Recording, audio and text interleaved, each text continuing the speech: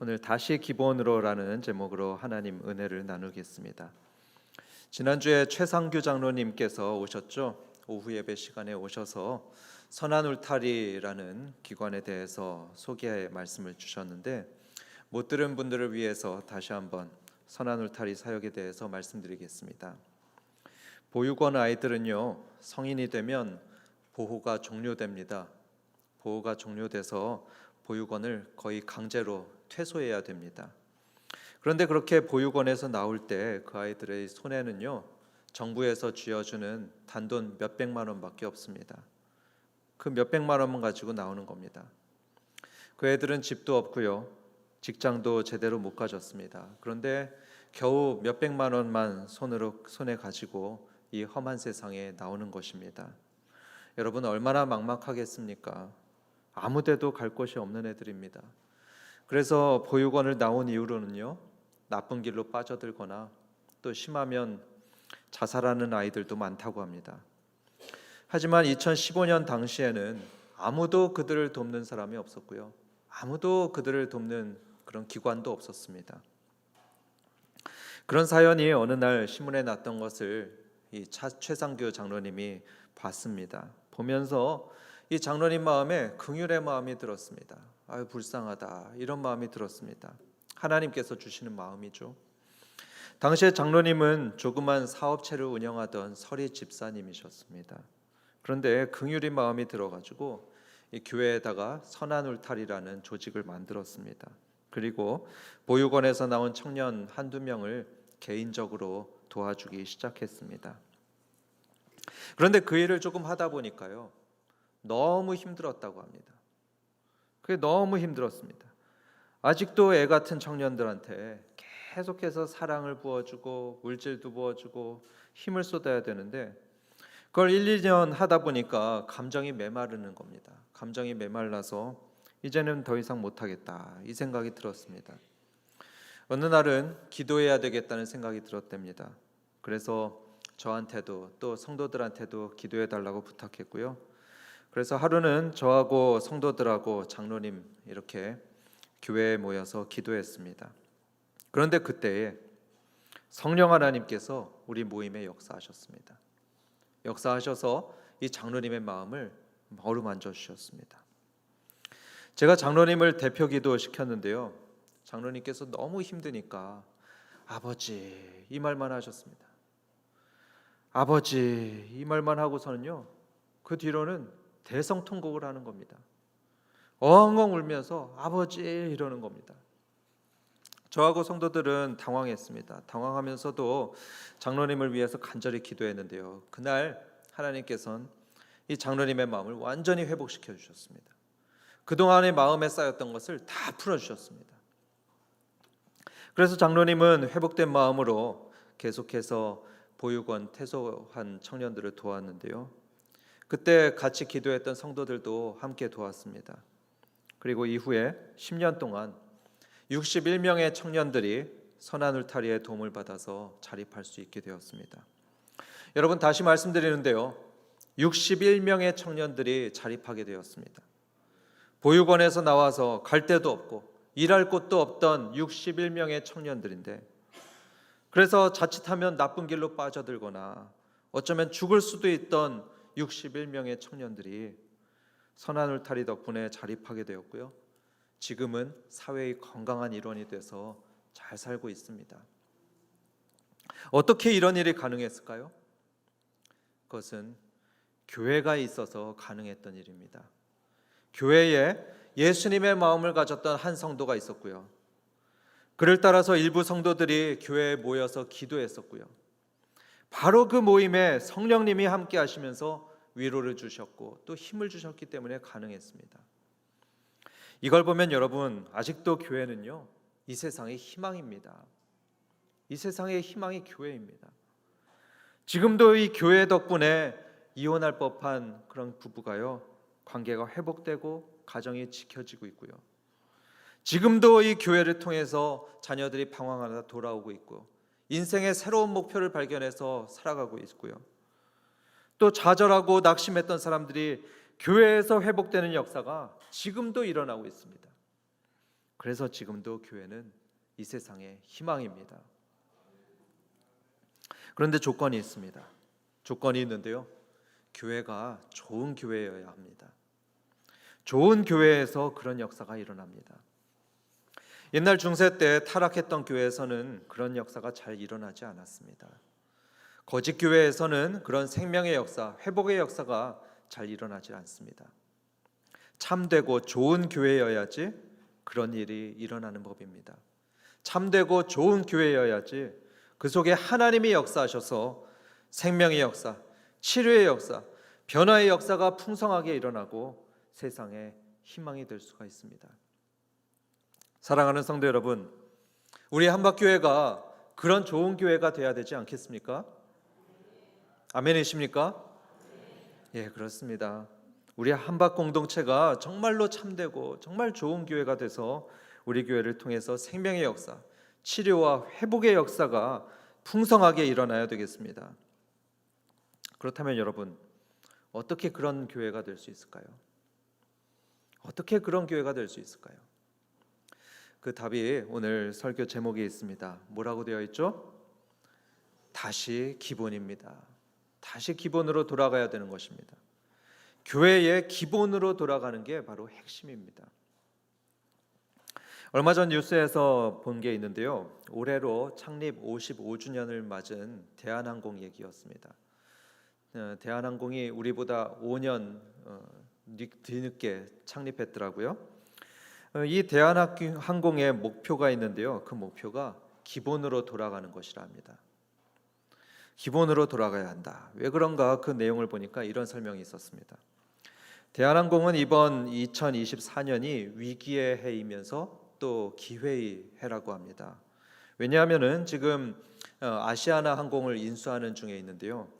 그 엄청난 과제를 올해 마무리해야 되고요.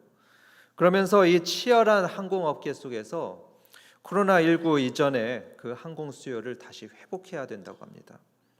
이런 위기의 때, 이런 기회의 때에 대한항공은 기본으로 돌아가야 된다. 이렇게 조원태 회장이 말했습니다. 어려울 때일수록 기본으로 돌아가야 된다 말했던 것이죠. 그러면서 기본이 되는 두 가지를 잘해야 된다고 말했는데 그 두 가지 기본이 뭐냐면요. 안전운항하고 고객 서비스입니다. 안전운항과 고객 서비스. 여러분, 비행기라 하면은요, 이 두 가지가 기본입니다. 그렇지 않습니까? 안전운항과 고객 서비스. 이 두 가지 기본만 잘하면요, 위기를 극복하고 또 기회를 잡을 수 있다. 이렇게 조 회장이 말을 했습니다. 그렇다면 여러분, 교회의 기본은 뭘까요? 교회의 기본은 세 가지라 할 수 있습니다. 사도의 가르침, 또 모여서 나누는 것, 모여서 기도하는 것. 이 세 가지가 기본이고 우리가 좋은 교회가 되려면 이 세 가지 기본을 잘해야 됩니다. 이건 어떤 전문가가 말한 것도 아니고 어떤 유명한 목사님이 말한 것도 아닙니다. 성경에서 이 세 가지를 말씀하고 있는데요. 교회 역사에서 가장 이상적인 교회라고 할 예루살렘 교회가 이 세 가지 모습을 보이고 있습니다. 같이 확인해 보도록 하겠습니다. 42절입니다. 42절 보시면 그들이라고 나와 있는데요. 이 그들은 예수님 믿는 교인들을 말합니다. 예수님 믿는 교인들이 사도의 가르침을 받아 이렇게 되어 있죠. 사도의 가르침, 이것은 예수님의 가르침입니다. 하나님의 말씀이죠. 또 복음입니다. 이 말씀을 교인들은 모일 때마다 가르쳐주고 배웠습니다. 모일 때마다 가르쳐주고 말씀을 배웠죠. 다시 말해서 사도의 가르침, 이 말씀이 예루살렘 교회가 가졌던 첫 번째 특징입니다. 첫 번째 모습이죠. 두 번째 기본은 모여서 나누는 것입니다. 모여서 나누는 것. 44절부터 46절입니다. 믿는 사람이 다 함께 있어 모든 물건을 서로 통용하고 또 재산과 소유를 팔아 각 사람의 필요를 따라 나눠주며 날마다 마음을 같이하여 성전에 모이기를 힘쓰고 집에서 떡을 떼며 기쁨과 순전한 마음으로 음식을 먹고. 여기서 보듯이 초대교회 성도들은요, 모이기에 힘썼고요, 또 모이면은 나누는 데 힘썼습니다. 물건도 나누고 돈도 나누고 음식도 나눠 먹었습니다. 모이면은 이렇게 늘 같이 음식을 나눠 먹었죠. 밥을 먹었습니다. 그러니까 예루살렘 교회의 두 번째 특징은 모여서 나누는 것이었습니다. 모여서 서로 필요한 걸 나누고 음식도 나눠 먹는 것. 이게 교회 생활의 기본이었습니다. 또 세 번째 교회의 기본은 모여서 기도하는 것이었습니다. 42절입니다. 42절에 오로지 기도하기를 힘쓰니라 이렇게 되어 있죠. 오로지 기도하기를 힘쓰니라. 여러분, 여기서 보듯이 이 교회란 모임의 기본은요, 기도에 있습니다. 하나님과 연결되는 이 기도, 이게 교회의 기본입니다. 그렇기 때문에 기도가 빠진 교인들의 모임이다. 이거는 앙코 없는 찐빵과 마찬가지입니다. 마치 팥이 빠져버린 국화빵과 같습니다.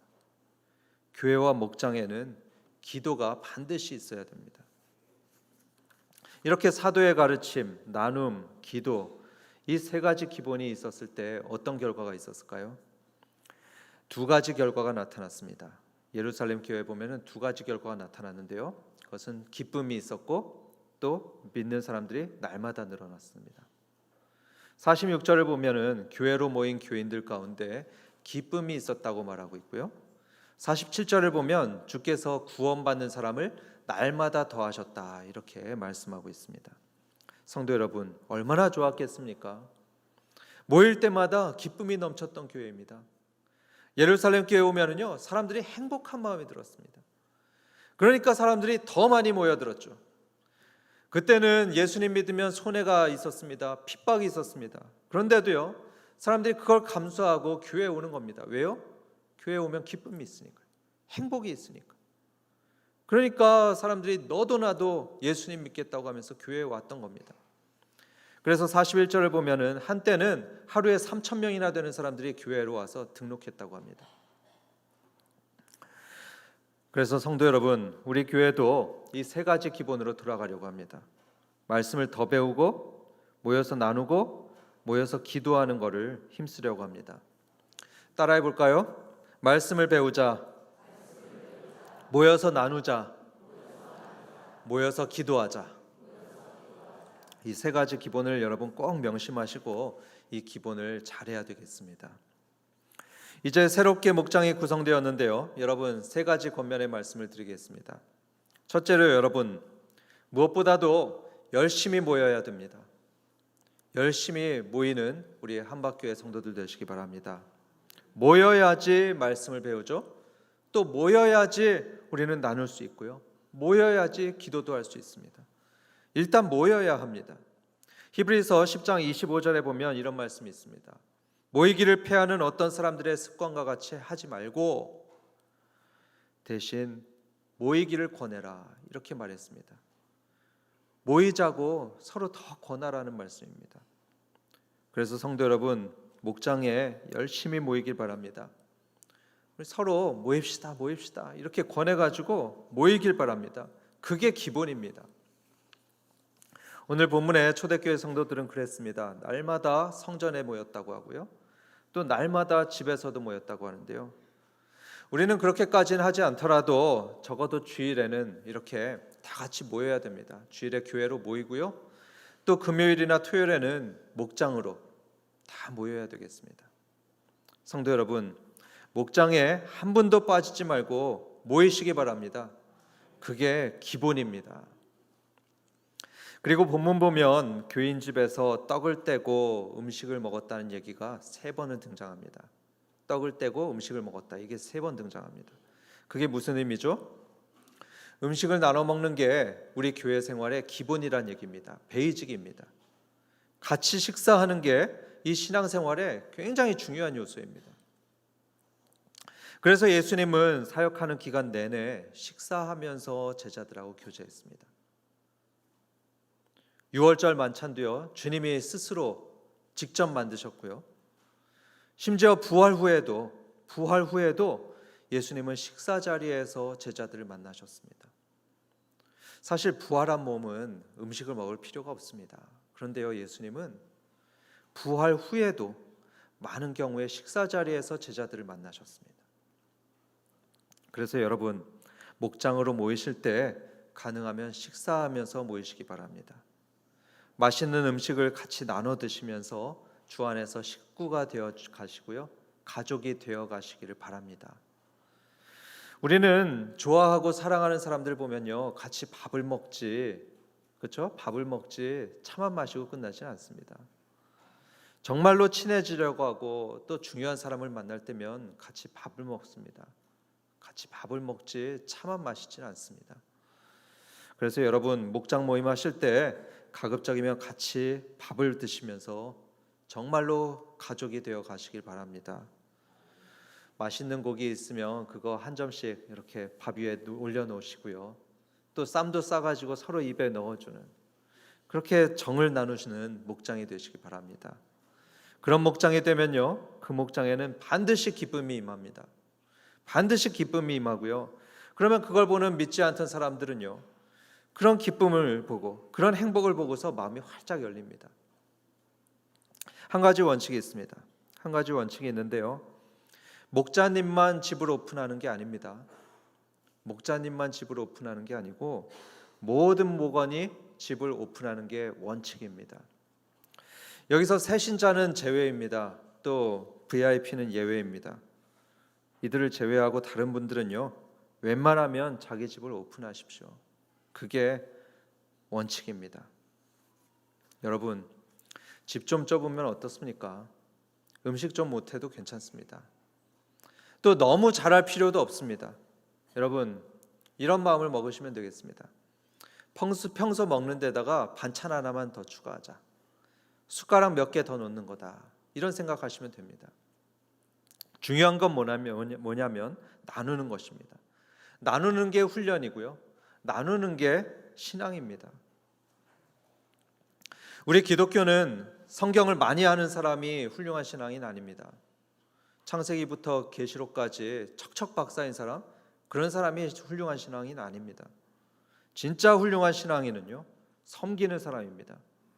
베풀고 주는 사람이 진짜 예수님의 제자입니다. 예수님이 이런 말씀을 하셨습니다. 받는 자보다 주는 자가 복되다. 받는 자보다 주는 자가 복되다. 예수님 말씀입니다. 그런데 가끔은요, 커피 한 잔도 안 사는 사람을 봅니다.